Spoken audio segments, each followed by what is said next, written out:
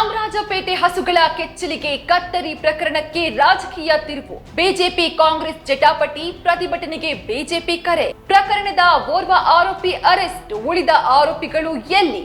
ಪೊಲೀಸರ ತನಿಖೆಯ ಮೇಲೆಯೇ ಬಿಜೆಪಿಗೆ ಅನುಮಾನ.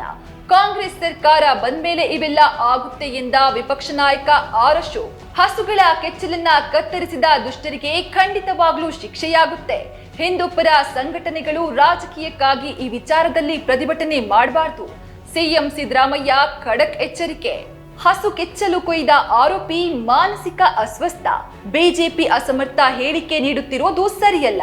ಬಿಜೆಪಿ ನಾಯಕರ ವಿರುದ್ಧ ಗೃಹ ಸಚಿವ ಜಿ ಪರಮೇಶ್ವರ್ ಗರಂ. ರಾಜ್ಯದ ಜನರೆಲ್ಲ ಸಂಕ್ರಾಂತಿ ಹಬ್ಬದ ಸಂಭ್ರಮದಲ್ಲಿದ್ರೆ ಆ ಒಂದು ಊರಿನಲ್ಲಿ 3 ಹಸುಗಳು ಮೂಕರೋಧನೆ ಅನುಭವಿಸುತ್ತಾ ಕಣ್ಣೀರಿಡ್ತಾ ಇದ್ವು.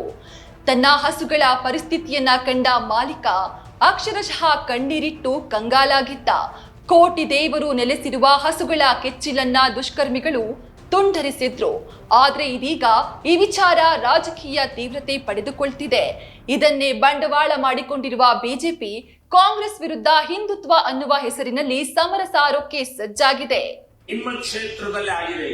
ಹಸು ಹಿಂದೂಗಳಿಗೆ ಅತ್ಯಂತ ಪೂಜ್ಯ ಪ್ರಾಣಿ.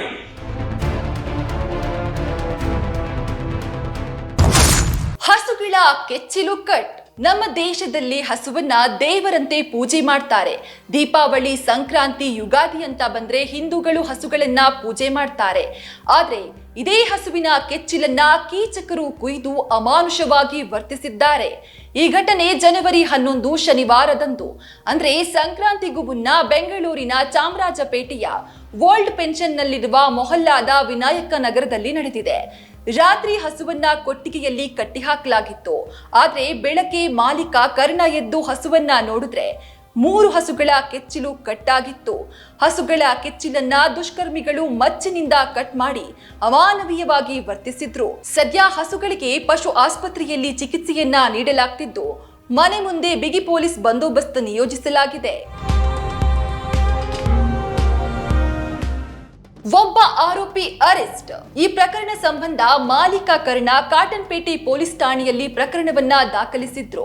ಈ ದೂರಿನ ಅನ್ವಯ ಬಿಹಾರ ಮೂಲದ ಒಬ್ಬ ಆರೋಪಿಯನ್ನ ಪೊಲೀಸರು ಬಂಧಿಸಿದ್ದಾರೆ.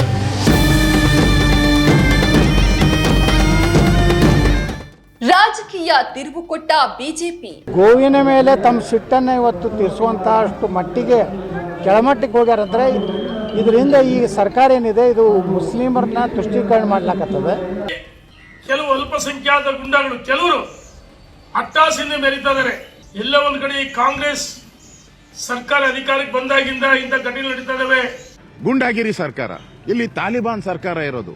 ಬೇರೆ ಏನಾಗಿದ್ರೆ ಅದೇ ಮುಸಲ್ಮಾನರಿಗೆ ಏನಾಗಿದ್ರೆ ಪಂಚೆ ಎತ್ಕೊಂಡು ಬಂದ್ಬಿಡ್ತಾ ಇದ್ರಿ.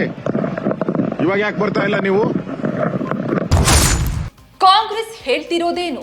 ಅವರಿಗೆ ಯಾರು ಮಾಡಿದ್ರು ಕೂಡ ಅವರಿಗೆ ಕಾನೂನು ಪ್ರಕಾರ ಶಿಕ್ಷೆ ಕೊಡಿಸ್ತಕ್ಕಂಥ ಕೆಲಸ ಮಾಡ್ತೀವಿ.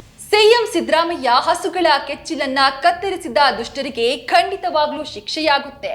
ಹಿಂದೂಪರ ಸಂಘಟನೆಗಳು ರಾಜಕೀಯಕ್ಕಾಗಿ ಈ ವಿಚಾರದಲ್ಲಿ ಪ್ರತಿಭಟನೆ ಮಾಡಬಾರದು ಎಂದು ಖಡಕ್ ಸೂಚನೆ ನೀಡಿದ್ದಾರೆ. ಅತ್ತ ಗೃಹ ಸಚಿವ ಜಿ ಪರಮೇಶ್ವರ್ ಕೂಡ ಬಿಜೆಪಿ ಹೇಳಿಕೆಗಳಿಗೆ ತಿರುಗೇಟು ನೀಡಿದ್ದಾರೆ.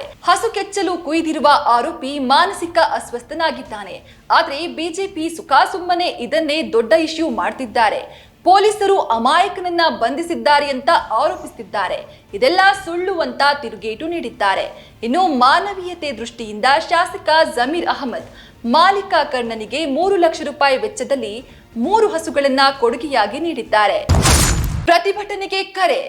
ಇನ್ನು ಹಸು ಕೆಚ್ಚಲು ಕೊಯ್ದ ಪ್ರಕರಣದ ವಿರುದ್ಧ ಬಿಜೆಪಿ ರಾಜ್ಯಾದ್ಯಂತ ಉಗ್ರ ಹೋರಾಟ ಮಾಡುವುದಾಗಿ ಎಚ್ಚರಿಕೆ ನೀಡಿತ್ತು. ಗೃಹ ಸಚಿವ ಜಿ ಪರಮೇಶ್ವರ್ ನಿವಾಸದ ಮುಂದೆ ಪ್ರತಿಭಟನೆಯನ್ನ ಮಾಡಲು ಕರೆ ನೀಡಿತ್ತು.